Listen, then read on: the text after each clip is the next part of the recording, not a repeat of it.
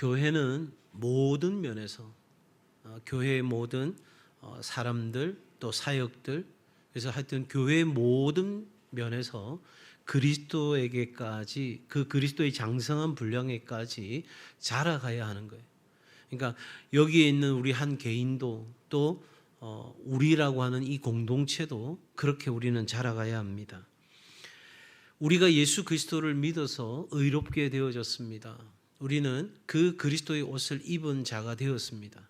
그리고 이제는 오늘 우리는 거룩한 삶을, 성화의 과정을 걸어가고 있죠. 이 성화는 바로 예수 그리스도를 본받는 것입니다. 내가 얼마나 많이 성화되었느냐, 내가 얼마나 많이 거룩해졌느냐, 바로 예수님 얼마나 많이 닮아 있느냐, 이것이 우리의 진단의 기준이 되는 거죠. 그러니까 뭐 내 옆에 있는 사람이 이만큼 했고 나는 이만큼 했어, 그렇게 서로 비교하는 것이 아니라 우리에게는 절대적 기준이 있는 거예요. 예수 그리스도에게까지 이루고자 하는 우리의 그 걸음이 멈춰서는 안 되는 거죠. 그런 의미에서 영적 성장의 이치에 대해서 말씀하심에 있어 성경은 우리에게 그리스도의 몸이라고, 교회는 그리스도의 몸이고 예수 그리스도는 그 몸의 머리가 된다라고 말씀하십니다. 사람의 머리는 몸을 자라게 하는 데서 절대 필수적인 요소죠. 머리가 없는데 어떻게 몸이 존재할 수 있겠어요? 그리고 머리가 움직이지 않고 머리가 회전되어지지 않는데 여러분 몸이 어떻게 제 기능을 발휘할 수 있겠습니까?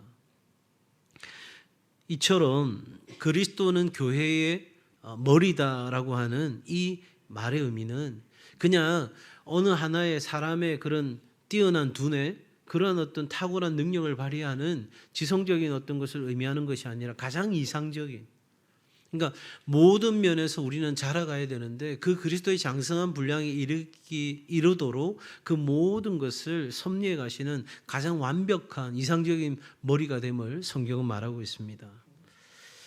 이제 교회는 그 그리스도의 몸으로서 머리 대신 그리스도에게서 각 마디를 통하여 도움을 입음으로 연결되고 결합되어져서 각 지체의 분량대로 활동하고 자라면서 사랑 안에서 이 교회는, 몸은 더욱더 자라가게 되는 그 이치가 우리가 알고 있는 교회라고 하는 이 존재의 특징이죠.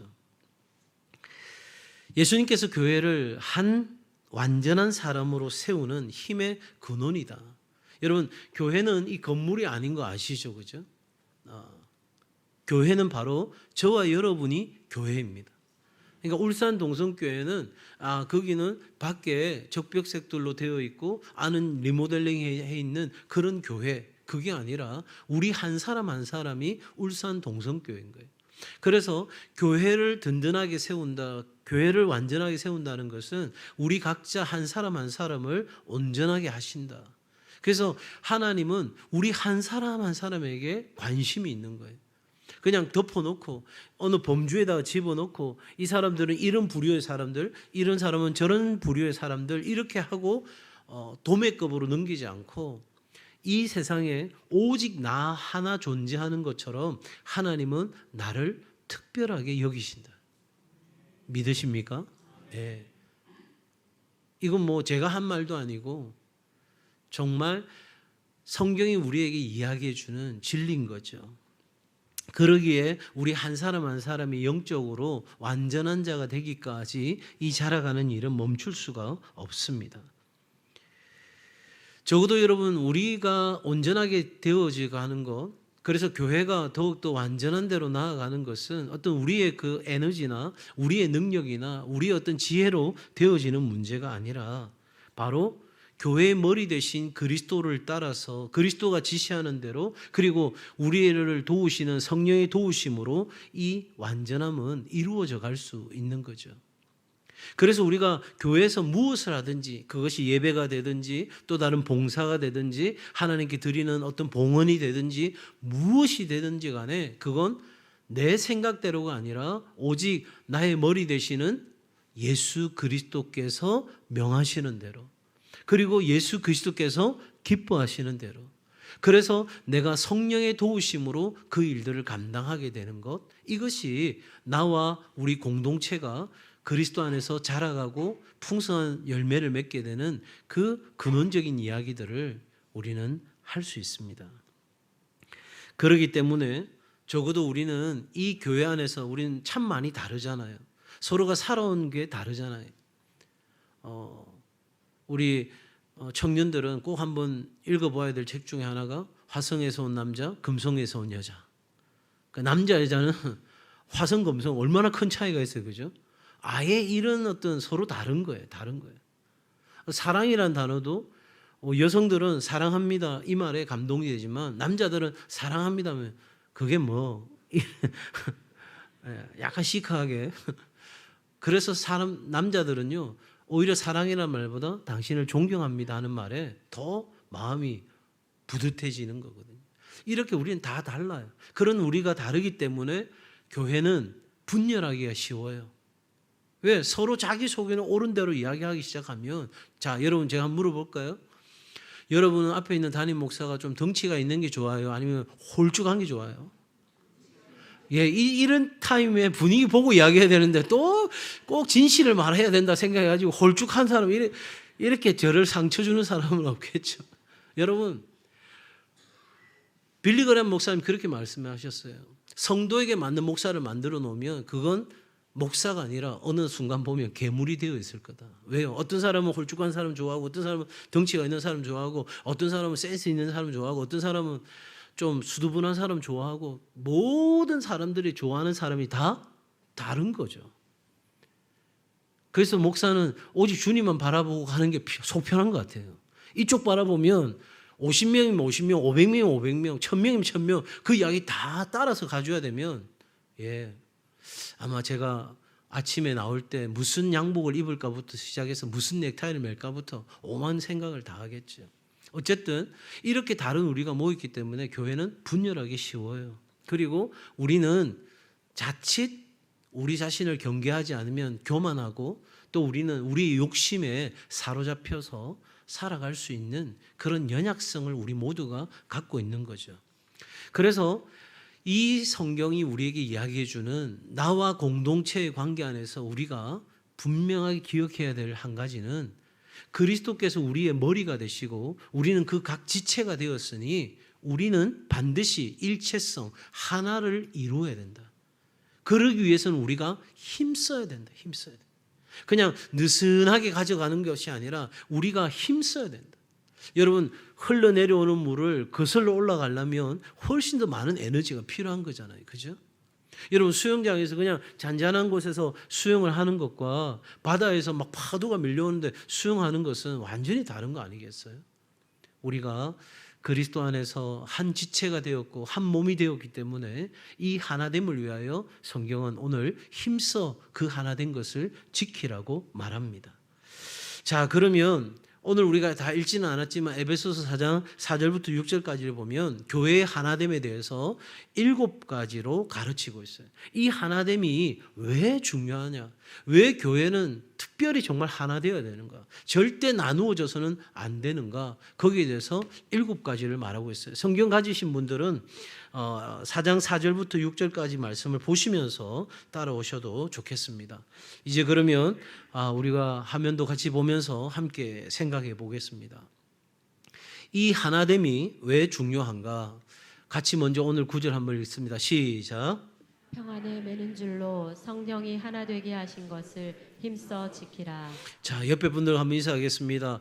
하나 되게 하신 것을 힘써 지킵시다.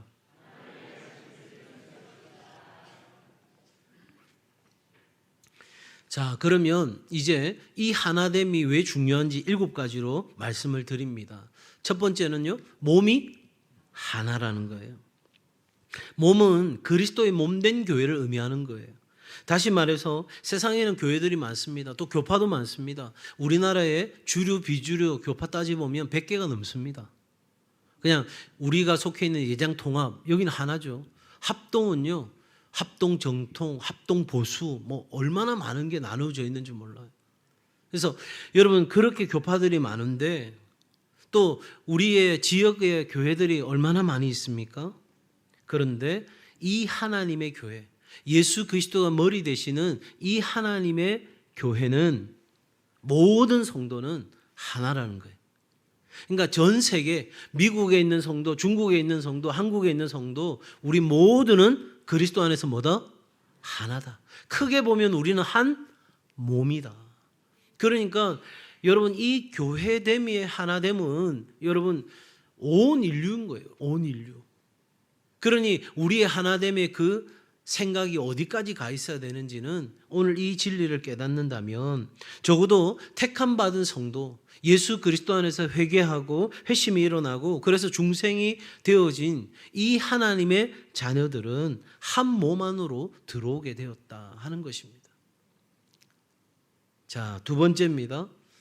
뭐가 또 하나라고요? 성령도 한 분이십니다. 성령님은 하나님이시죠. 그리고 인격적인 영이십니다. 그러니까 인간의 구원을 실제적으로 이루시고 또 우리 죄인들을 중생시키시고 믿게 하시고 또 오늘 거룩한 삶을, 성화의 삶을 살아가도록 하시는 분이 성령님이세요.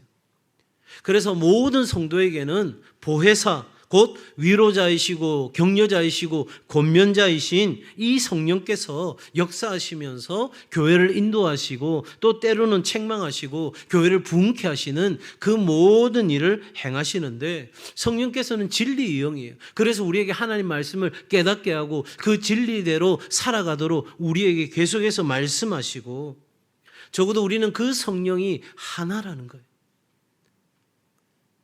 내 안에 있는 성령이 내 옆에 있는 형제 자매에게도 동일한 성령이 역사하고 있다는 거죠. 조금 표현이 신학적으로는 애매할 수 있습니다만은 이렇게 한번 옆에 분들과 인사하시겠습니다. 내 안에 계신 성령님이 당신에게 무난하십니다. 한번 인사해 보시겠어요?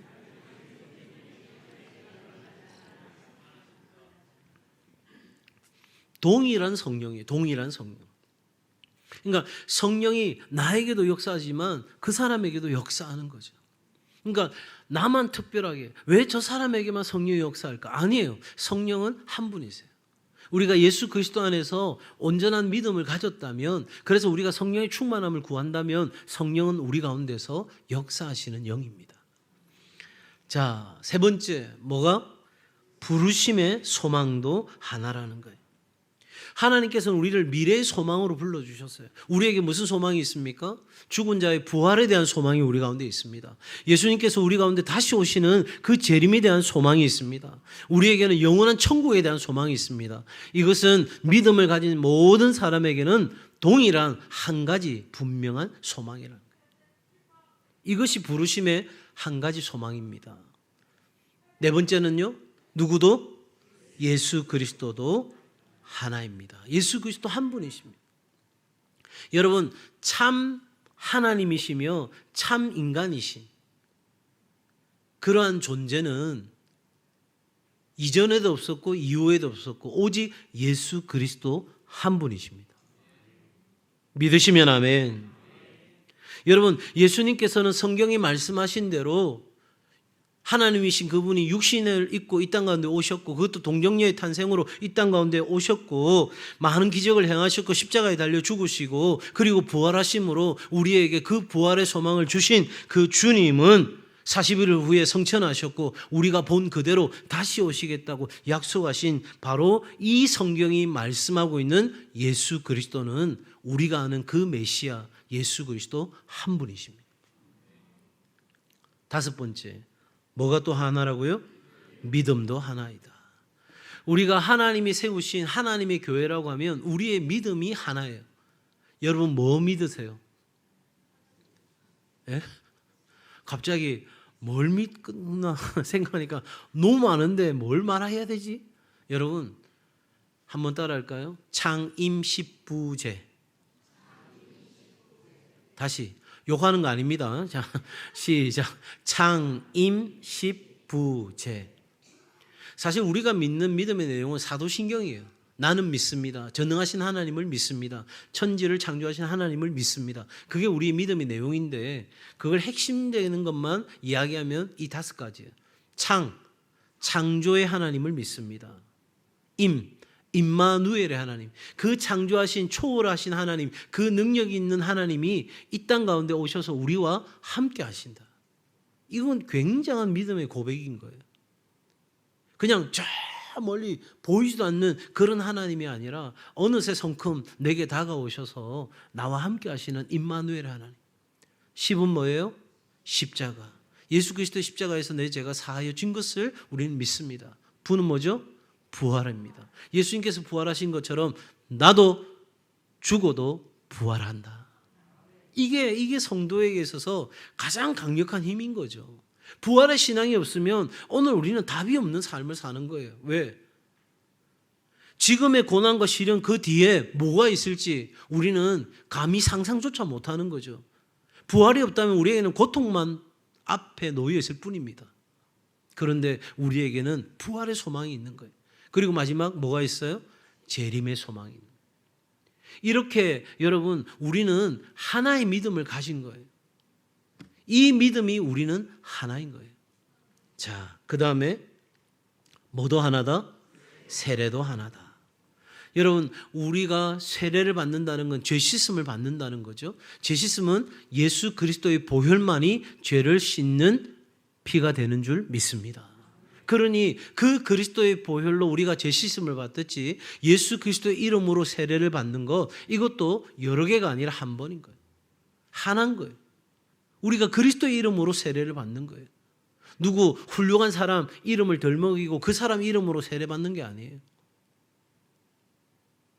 옛날에 해방신학하고 막 이렇게 운동하시던 분들은 마치 그런 어떤 노동투사들이 이 땅에 다시 부활하신 예수님이라 생각하고 그런 사람의 이름으로 세례도 받고 그 사람 이름으로 기도도 하고 그런 어떤 퍼포먼스들을 하는데 그거 다 잘못된 거예요. 세례가 몇 개라고요?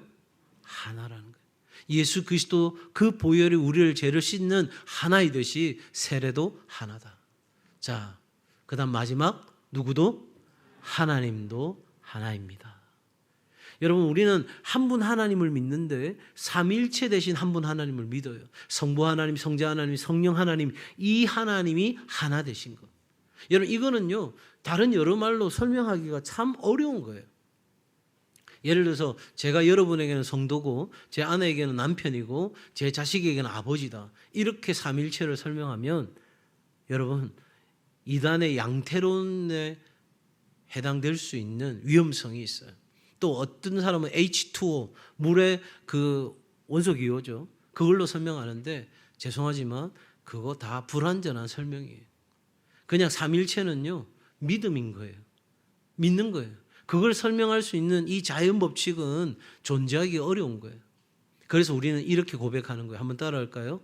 셋이 하나고 하나가 셋인 것을 나는 믿는다. 예. 아니, 세상에 그런 게 어디 있어? 그러니까 믿는 거죠. 세상에 그런 게 있으면 믿을 필요가 없고 이해하면 되는 거예요. 제 이 말의 차이를 이해하시겠어요? 그러니까 우리가 믿는 하나님은 그 독특성에 있어서 공동체로 존재하시는 거예요. 그래서 그 공동체로 존재하시는 하나님께서 가정과 교회를 만드신 거죠. 하나님 형상으로 지음받은 인간이 함께 할 수 있는 그 공간, 바로 가정이고요, 교회인 거예요. 그래서 삼일체 하나님이 하나인 것처럼 제가 설교 중에도 언젠가 한번 설명드린 것처럼 신학적으로 이야기해 보면 여러분 이 하나님은요 상호 침투하시는 하나님이에요. 하나가 되기 위해서 막 하나가 되기 위해서 열정적으로 막 들어가는 그런 형태의 존재 방식인 거예요. 그러니까 이 하나됨을 깨트릴 수 있는 게 있어 없어요? 없어요. 그래서 아버지와 내가 하나이듯이 저들이 하나가 되게 하십시오. 그 대제사장의 기도는 얼마나 하나님 앞에서 강력한 기도인지 몰라요. 자, 여러분 지금까지 우리는 살펴보았어요. 하나님이 한 분이시다는 말은 하나님은요 창조주 하나님, 구속자이신 하나님, 섭리하시는 하나님, 바로 이 세 가지를 다 만족하는 하나님이 유일한 우리가 믿는 여호와 하나님이십니다. 그러니 여러분 하나님의 교회 성도는 이 하나의 믿음이 있고요. 그 믿음 안에서 하나의 비전을 갖는 거예요. 그리고 그 하나의 비전을 통해 우리는 하나의 열정을 갖는 거고요. 한번 따라해 보시겠어요? 하나의 믿음, 하나의 비전, 하나의 열정. 이게 중요한 거예요. 그러면 사단은 어떻게 할까요? 그 하나됨을 어떻게든 깨트리려고 하는 거예요. 어떻게든 그걸 방해하려고 하는 거예요. 뭐 방식이야 뭐 수만 가지 방법을 동원하겠죠. 뭐 서운한 감정을 들게도 할 수도 있고 상처받게 할 수도 있고 막 분노가 일어나기도 하게도 되고 교회 안에 크고 작은 사건들이 일어나게 해서 그 일들 때문에 많이 괴로워하고 힘들어하는 일들이 일어나면서 우리 안에서 수많은 일들을 할 텐데 적어도 우리 동성교회 성도들은 오늘 이 예배를 함께 드리는 우리 성도들은 반드시 기억합시다. 하나님의 교회는 나뉘어져서는 안 된다. 오직 하나로 존재해야 한다. 자, 그렇다면 우리가 이 일을 하기 위해서는 우리에게 겸손이 필요하고 온유가 필요하고 오래 참음과 사랑 가운데서 서로 용납함과 또 평안에 매는 그 줄들이 우리에게 필요한 거예요. 그냥 되는 게 없어요. 우리 어른들 종종 이야기하시잖아요. 세상에 그냥 되는 일이 어디 있노? 다 애쓰고 힘써야 되는 거지. 여러분 마찬가지예요. 교회는 저절로 하나 되는 게 아니에요. 저절로 그 하나됨을 지켜낼 수 있는 것이 아니에요. 힘써 노력해야 되는 거죠. 자, 그러면 어떻게 우리가 힘써 노력해야 될까? 예배자로서 공동체로서 하나됨을 이루어가기 위한 5가지 실천 원리만 정리하고 오늘 말씀을 정리하겠습니다. 첫 번째입니다. 같이 읽을까요? 시작. 연합으로 온전한 하나 된 공동체가 드리는 예배. 예배와 관련해서 우리가 제일 잘 아는 말씀 중에 하나가 요한복음 4장 24절일 겁니다. 하나님은 영이시니 예배하는 자가 진리와 영으로 영과 진리로 예배할지니라. 이 우리가 잘 아는 말씀이죠. 여러분 적어도 하나님은 우리의 예배 가운데서 이 2가지가 다 있기를 원하시는 거예요. 어떤 사람은 영이 본질적인 것이고 바로 그 진리는 부수적인 거라고 생각하는 사람이 있을 거고요. 어떤 사람은 진리가 본질이고 영이 부수적인 거라고 이야기하는 사람이 있을 거예요. 좀 더 쉽게 말하면 이성적인 예배, 어떤 지식적이고 우리가 알물 통한 예배, 알아야 우리가 은혜와 평강이 임한다고 베드로 사도 이야기하잖아요. 모르는데 뭘 예배하겠어요? 그냥 모르는 신을 앞에다 놓고 내가 하나님 예배합니다. 여러분 내가 10시간을 기도하고 5시간을 기도하는데 사실은 그 기도하는 내용이 비성경적인 기도예요. 그럼 뭐 하고 있는 거예요 우리는? 죄송하지만 하나님 보실 때는 헛된 짓을 하고 있는 거예요. 여러분 진리를 알아야 그 진리 안에서 내가 드리는 기도가 하나님이 기뻐 받으시는 기도인지를 알 거 아니에요. 여러분 기도는 내 감정 쏟아내는 게 아니에요. 화풀이 하는 게 아니에요. 내 분풀이 하는 거, 내 마음 속 시원하게 다 털어내고 내가 룰루랄라 노래 부르고 가는 게 아니에요. 우리의 기도는 하나님의 뜻대로 구하고 우리는 하나님의 뜻대로 되어지기를 원하는 거죠. 그러니 여러분 이 진리가 우리의 본질이다 말하는 사람이 계실 거예요. 또 어떤 사람은 우리가 영적으로 하나님 앞에 어떤 정서적인 거, 감정적인 거 이런 것들이 우리 안에서 일어나야 돼. 그래서 어떤 사람은 그런 어떤 뭔가 와닿는 뭔가 감동시켜 줄 수 있는 어떤 걸 생각하는 사람이 있고 어떤 사람은 굉장히 지성적인 어떤 것을 원하는 사람이 있어요. 여러분 어느 게 본질이고 어느 게 비본질이에요? 하나님 우리에게 말씀하시는 거예요. 영과 진리가 다 있어야 한다. 그러니까 우리가 예배 드릴 때 여러분 이것이 함께 드려지는 예배가 우리 가운데 필요하다는 거죠. 우리의 청소년들이나 청년들은 이 진리로 예배하는 것에 익숙치가 않아요. 그냥 감정적인 예배 여기에 굉장히 시간과 많은 것을 몰두해요. 그래서 어떤 데 보면 앞에서 보면 정말 웃기는 일이 벌어져요. 앞에 찬양할 때는 막 세상이 누구보다 하나님 사랑할 것처럼 했는데 막상 이제 말씀을 시작하게 되면 하기도 전에 조는 거는 제 탓 아니잖아요. 아니 설교하고 얼마나 흘러서 존다면 잠재운 제 탓이지만 하기도 전에 조는 건 제 탓이 아니잖아요. 아예 자기로 작정을 한 거지. 여러분 또한 어른들은 어느샌가 이미 그런 어떤 감정적인 부분들은 많이 내려놓고 그냥 하나님 말씀만 가르쳐 주기를 바라는 경우도 있죠. 그런데 하나님은 우리에게 이 조화가 필요하다는 거예요. 하나님께 드려지는 예배가 기쁨으로 드려지기 위해서는 하나님의 진리와 성령이 조화되는 그런 온전한 예배가 우리 가운데 있어야 한다 하는 거예요.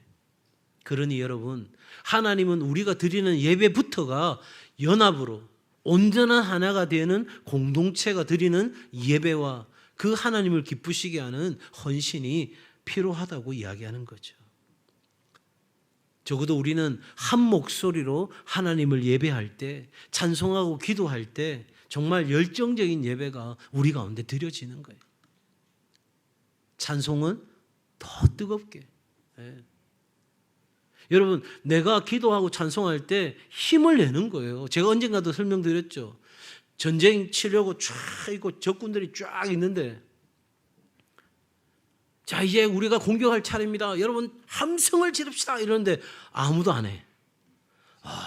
이렇게 보고 있어. 지릅시다. 이러는데, 어떤 목욕탕에 뜨거운 물 들어간 것처럼, 이러고 있어. 여러분, 그러면 이거는 보나마나 그 전쟁이 안 되는 거예요. 내가 힘도 없고 연약하지만, 지금 내가 기도할 기분도 아니고 찬송할 기분도 아니지만, 그러나 내가 하나님의 말씀 의지하여, 진리에 의지하여, 내가 하나님 앞에 영적으로는 뭔가 막혀 있는 것 같고 답답한 것 같은데 진리를 붙잡고 하나님 앞에 예배하려고 내가 소리를 내고 그렇게 나아갈 때 내 옆에 있는 형제 자매들이 지쳐 있다가도 내가 소리치는 그 함성을 듣고 같이 힘을 내는 거예요. 사실 이 앞에 우리 지금 셀라 찬양팀들, 제가 기도할 때 부르는 찬양을 빨리 주는 편이 아니거든요.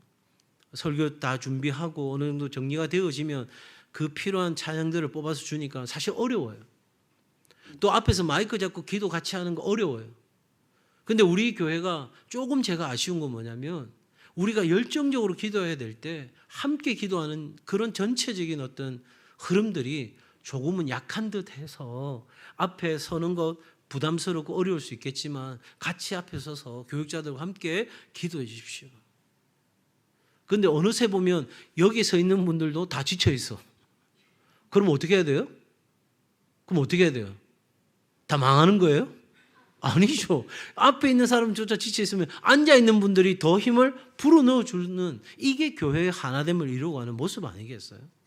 적어도 우리가 영과 진리로. 그래서 저는 계속해서 예배를 이렇게 디자인하고 세팅해 갈 때 이 영과 진리가 함께 드러날 수 있도록 계속해서 예배를 디자인해 갑니다.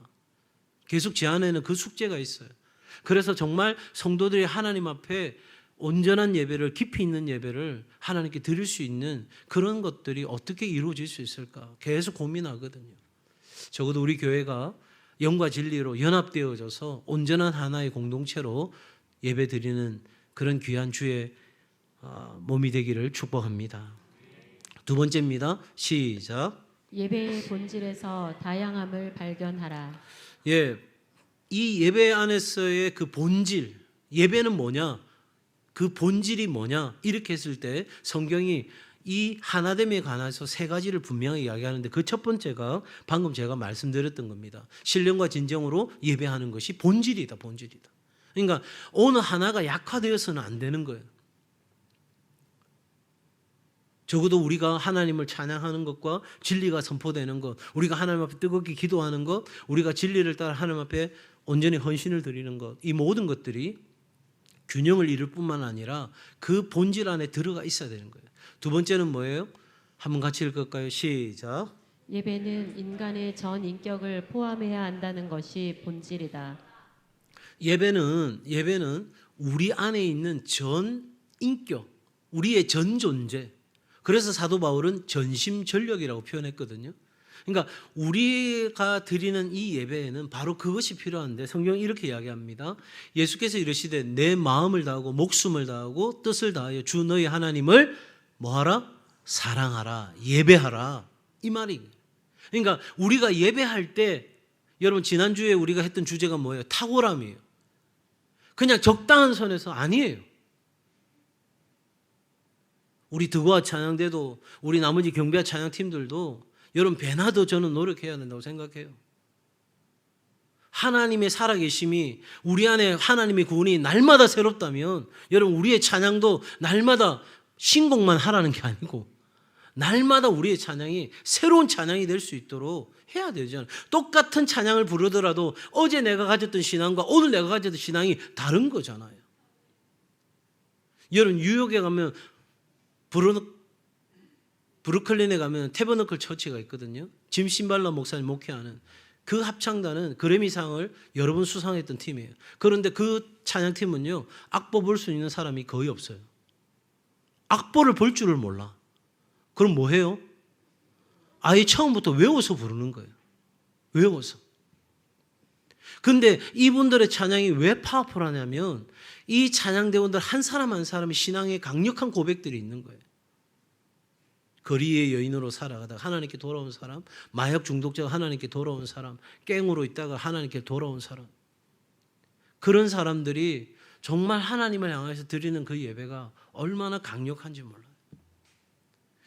여러분, 적어도 우리의 예배가 마음을 다한 예배냐, 목숨을 다한 예배냐, 뜻을 다한 예배냐, 이렇게 만약에 질문한다면 여러분, 과연 내가 드리는 찬양, 내가 드리는 이 예배, 내가 하나님 앞에 드리는 이 부르짖음의 기도, 과연 나는 얼마나 거기에 내 마음과 정성을 다 쏟아 부었는가, 한 번쯤 생각해 봐야 되지 않을까요?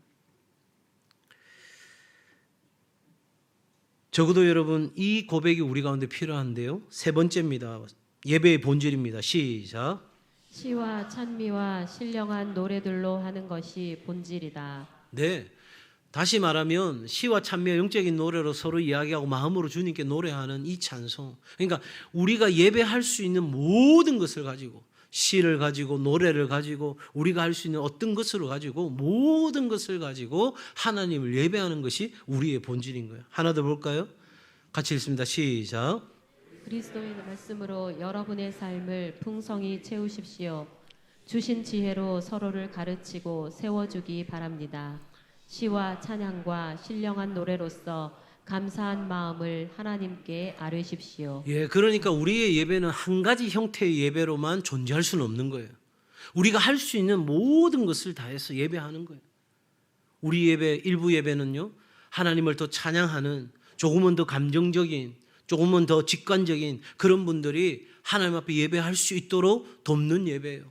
2부 예배는요, 훨씬 더 하나님 앞에서 진리대로 지성적인 예배를, 그 예배의 형식을 따라서 하나님 앞에 그 예배의 의미들을 찾아서 고백하는 그 예배가 주일 2부 예배예요. 3부 예배, 우리 청년들의 예배도 더욱더 하나님 앞에 그 젊음의 열정들이 드려질 수 있는 예배의 형태인 거죠. 수요일은요, 하나님의 진리를 배움과 동시에 우리가 배운 그 진리대로 하나님 앞에 기도하고 찬양하고 부르짖는 그 시간에 우리가 드리는 수요일이에요. 새벽은요, 하나님 말씀을 순서대로 그 진리의 말씀을 따라 그 말씀의 뜻을 이해하고 생각하는 그 말씀으로. 그러니까 우리가 드리는 예배와 기도해야 그 모든 것들이 바로 이러한 여러 가지 다양성을 포함할 수 있는, 그래서 우리가 할 수 있는 모든 것을 가지고 예배할 수 있는, 저는 그런 꿈도 꿔봐요. 우리가 할 수 있으면 더 많은 악기로 하나님을 예배할 수 있으면 좋겠다. 그건 악기만이 아니에요. 우리의 하모니도 마찬가지죠.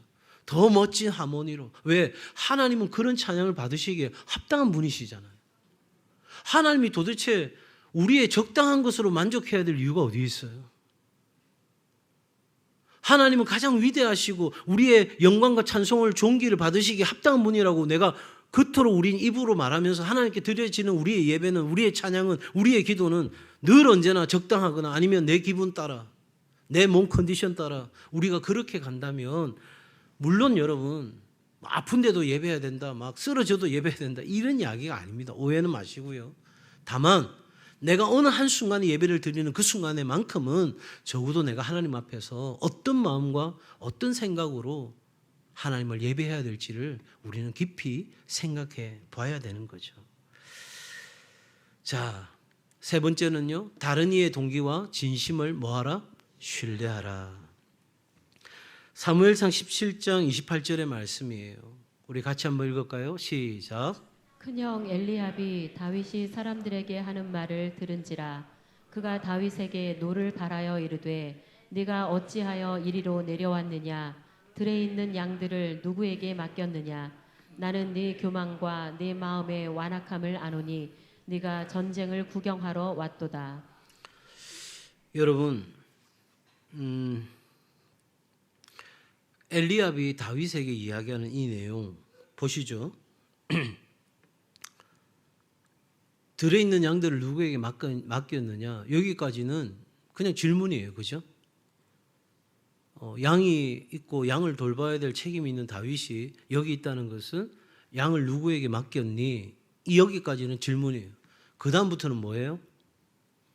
나는 내 교만과 내 마음의 완악함을 아노니 내가 전쟁을 구경하러 왔도다. 이거는 사실을 말하는 게 아니라 그냥 엘리압의 판단이에요. 맞죠? 여러분, 우리는 하나됨을 깨트리는데 이런 어리석음을 범할 때가 너무 많다는 거죠. 그 사람 그 태도 보니까, 그 사람 그 말하는 거 보니까, 그 사람 그렇게 표현하는 거 보니까 그런 사람은 이런 사람이야. 제가 종종 말하는 것처럼 여러분, 인지심리학에서 우리의 심리에 문제를 일으키는 중에 인지 오류라는 게 있어요. 흑백 논리, 일반화의 원리, 이런 것들은 인지 오류에 우리가 대부분 보통적으로 겪는 거죠. 당신이 이렇게 하는 걸 보니까 당신은 이런 사람이야. 일반화 시켜버리는 것처럼. 자, 그러니까 엘리압은 지금 다윗이 이렇게 한 거 보니까 다윗은 교만하고 마음이 완악하고, 그리고 니까지 있게 무슨 전쟁에 참여할 수 있겠어? 너는 전쟁 구경하러 온 거지. 그렇게 판단해버린 거죠. 여러분, 적어도 우리가 다른 사람을 판단하는 것 굉장히 조심해야 될 이야기인 거죠. 목사님 저도 마찬가지예요. 저는 제 어릴 때부터 어떤 범주에 들어가는 걸 싫어했어요. 나는 난데 왜 자꾸 이런 사람들과 같은 취급을 하는지 저는 그게 못마땅한 거예요. 근데 우리는 그렇게 많이 하는 성향을 갖고 있죠. 여러분, 그러한 것들은 우리의 하나됨을 깨트리는 중요한 원인이 됩니다. 그래서 사도 바울은 우리에게 이야기합니다. 오직 겸손한 마음으로 각각 자기보다 남을 낮게 여기라는 거예요. 귀하게 여기라는 거예요. 존중해 주라는 거죠. 다른 사람의 마음이나 동기를 내가 판단하는 것 굉장히 여러분 잘못할 수 있는 겁니다. 왜냐하면 지금 엘리압이 실수를 범하는 것처럼, 욥의 친구들이 실수를 범하는 것처럼 우리의 생각과 하나님의 생각, 그리고 그 사람 마음 안에 있는 생각이 정반대일 수 있고 그럴 때가 훨씬 더 많습니다. 제가 지난 주일날 포항중앙교회 와서 비택자들에게 강의하면서 그렇게 이야기했어요. 모르면, 내가 모르기는 모르는데, 여러분, 모르면 말해야 돼요? 말 안 해야 돼요? 어려워요? 모르면 말해야 돼요? 말 안 해야 돼요? 안 해야 돼요. 안 해야 돼요. 모르는데 말하면 어떻게 돼요? 모르면 참아야죠. 기다려야죠. 그리고 정확하게 알 때까지 조금은 시간을 갖고 지켜보는 일들이 필요한 거죠. 그런데 우리는 내가 모르는데 라고 하면서 우리는 말을 해요. 여러분, 이것은 제가 우리 성도들 말 못하게 하려고 하는 게 아니에요. 하나님의 교회는 서로 많이 달라요. 그리고 그 마음 동기 안에 뭐가 있는지 몰라요. 그런데 내가 겉으로 본 것, 겉으로 들은 것, 그것 가지고 엘리압처럼 판단하고 정죄하고 말한다면 하나님의 교회는 하나됨을 잃어가게 되는 거예요. 그래서 사도 베드로는 말하죠.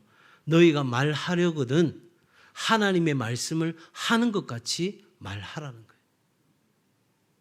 하나님 말씀 뭐예요? 세워주는 말, 생명 있는 말, 능력의 말, 병든 자를 치료하는 바로 그 말이 있는 거죠. 여러분, 내가 똑똑하다는 생각 내려놔야 우리는 하나를 이루는 거예요. 내가 안다고 생각하면, 내가 다 경험해봤다고 생각하면, 내가 A 보고 B 보니 C라고 내가 생각해버린다면 여러분, 우리는 자칫 하나님의 역사하심을 놓칠 수도 있다 하는 겁니다. 적어도 여러분, 다른 사람을 귀하게 여기고 그 다른 사람 안에 내가 다 이해할 수 없는 또 다른 뜻이 있겠지. 여러분, 적어도 군하겠지가 필요한 거예요. 군하겠지. 내가 이해 안 되는 일이 또 일어났구나. 또 다른 무슨 뜻이 있겠지. 이게 가정 안에서도 일어나야 되는 거고 공동체 안에서도 일어나야 되는 거고 여러분의 일터에서도 일어나야 되는 거예요. 군하겠지. 적어도 오늘 우리가 하나됨을 위해서 다른 누군가의 그 중심을 판단하는 일은 여러분 매우 매우 조심해야 된다는 거예요. 그냥 겉으로 드러난 것 가지고만 판단해서는 안 된다는 거. 여러분 꼭 우리는 기억해야 하겠습니다. 네 번째, 뭐를 인정하라? 다양한 스타일을 인정하라. 여러분 우리는 나하고 다르면 좀 꼴을 보기가 힘들어해요. 그렇지 않아요, 여러분? 네. 근데 교회 안에서는 이 부분이 너무 중요하죠. 성경이 이렇게 이야기합니다. 형제를 어떻게 비판하느냐? 내 형제를 업신여기느냐? 우리가 다 하나님의 심판대 앞에 서리라. 그래서 로마 14장 13절에 보면 우리가 다시는 서로 판단하지 말고 서로의 스타일을 존중해 주는 거예요. 우리 젊은 세대들은 어른들의 그 예배하는 방식을 또 찬양하는 그 곡들을 이해하고 그렇게 가는 거예요. 그런 의미에서 우리 젊은 세대들이 찬송가를 새롭게 편곡해서 어른들도 따라 부를 수 있도록 함께 하는 건 참 좋은 일인 것 같아요. 제 개인적으로 생각해 보면. 적어도 여러분 우리는 같은 교단 내에 있더라도 이사하면 다 그 교회 예배가 달라요. 똑같이 좀 예배 드리지. 장로교인데도 왜 이렇게 예배가 좀 틀려? 여러분 틀려요. 하나님은 창조적인 분이신 거죠. 우리 모두의 그 예배를 하나님 받으시는 거예요. 그러니 적어도 우리는 하나님 앞에서 어떤 예배라도 그 예배를 사랑하고 존중하고 그 예배 가운데 적극적으로 참여하려고 하는 우리의 의지와 노력이 필요한 거예요. 어르신들도 아이고 저렇게 어려운 노래, 저도 요즘 노래들 잘 하기 어려워요. 너무 막 악보를 닙다 꼬아놔가지고 따라 부르기도 어려워요. 박자도 놓치기 쉽고. 그런데도 부르려고 자꾸 노력하다 보면 우리가 새롭게 내게 찾아오는 은혜를 경험할 수 있게 되는 거죠. 여기에 있어서 우리는 성 어거스틴의 말을 좀 기억해 둘 필요가 있을 것 같습니다. 한번 같이 읽을까요? 시작. 본질적인 문제에 대해서는 일치함이 논란의 여지가 있는 문제에 대해서는 자유함이 그리고 이 모든 것 안에는 사랑이 있어야 한다. 네, 우리가 서로 스타일이 다르고 우리의 서로의 어떤 생각들이 다르기에 판단을 조심하고 또 우리가 온전히 연합을 이루어가는 이 모든 과정 속에 기억해야 될 것은 바로 이 어거스틴이 말한 것처럼 본질적인 문제에 대해서는 일치가 필요해요. 진리에 대해서, 하나님의 말씀에 대해서, 주의 몸된 교회가 하나를 지켜내는 이러한 본질에 대해서는 우리가 반드시 뭐가 필요하다? 일치가 필요한 거예요. 그래서 제가 아까 이야기했잖아요. 하나의 믿음, 하나의 비전, 하나의 열정이 필요하다고요. 여러분 만약에 우리 비전이 나뉘어져 있으면 배는요 갈갈이 찢어지는 거예요. 담임 목사는 그 비전을 보는 사람인 거예요. 그 비전을 보고 성도들에게 그 비전을 제시하고 그 비전 안에서 성도들이 꿈꾸게 하고 성도들의 꿈이 이루어지도록 하는 것이 목회라고 저는 생각해요. 제 꿈을 이루는 게 목회가 아니고 성도들에게 비전을 갖게 하고 성도들의 비전을 이룰 수 있도록 돕는 것이 저는 목회라고 생각하고 지금도 달려가고 있습니다. 여러분, 그러기에 우리는 본질에 있어서만큼은 일치를 이루는 은혜가 있길 바랍니다. 그러나 때로는 우리가 한 공동체 안에 있기 때문에 논란의 여지가 있을 수 있어요. 서로 다른 생각이 있을 수가 있어요. 서로 다른 방식이 있을 수 있어요. 그때는 우리에게 뭐가 필요하다? 자유가 필요하다. 내 뜻대로 안 돼도 내 생각대로 안 돼도 괜찮다. 그거 본질이 아닌데 뭐. 그런 마음이 필요한 거예요. 그런데 이 모든 것 안에는 일치와 자유를 이루어가는 데 있어서 모든 것 안에는 뭐가 필요하다? 사랑이 필요하다. 마지막 우리의 하나됨을 위해서 서로의 시너지를 이해하라. 여러분 성경이 말하는 것처럼 눈이든 또 머리든 발이든 모든 것이 다 하나님께는 뭐하다? 필요로 하다. 여러분 이 퍼즐이 있는데 퍼즐 여러 조각으로 나뉘어져 있는 퍼즐 그 퍼즐에 한 조각이 없으면 완성이 됩니까? 안 됩니까? 안 되죠. 그런데 그 퍼즐에 보면 무슨 무늬도 없고 아무것도 없고 그냥 하얀색 백지라 이거 필요 없다고 생각되는데 그 피스 한 조각 없으면 그림이 완성될 수가 없는 거죠. 그러니까 여러분 한 사람 한 사람은 하나님이 하나님의 나라와 주의 몸된 교회를 위하여 필요해서 불러주신 거예요. 나처럼 처음 믿는 사람이 새 가족이 뭘 할 수 있겠냐? 아니에요. 여러분이 하실 역할이 있어요. 어르신들, 내가 이제 몸도 연약하고 여러 가지 어려운데 내가 뭘 할 수 있겠나? 아니요. 하실 일이 있어요. 우리 각자가 해야 할 일이 있어요. 저는 틀림없이 믿어요. 누군가 이만큼 봉사하다가 내려놓아야 될 상황이 된다면 그것이 하나님 뜻이라면 반드시 또 그것을 이어갈 사람들이 나오는 거죠. 그래서 우리는 keep going. 그래도 계속 갈 수 있는 거예요.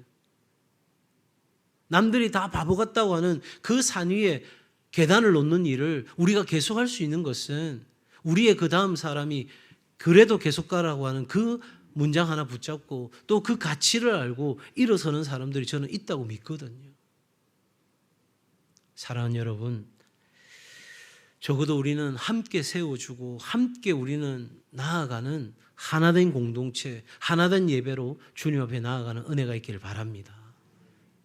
정말 그래서 우리 교회가 천국 같은 교회가 아니라 천국이 되고 가족 같은 교회가 아니라 진짜 가족이 되고 우리가 하나님의 그 영광을 보기까지 믿음으로 달려가는 은혜가 있기를 주의 이름으로 축복합니다.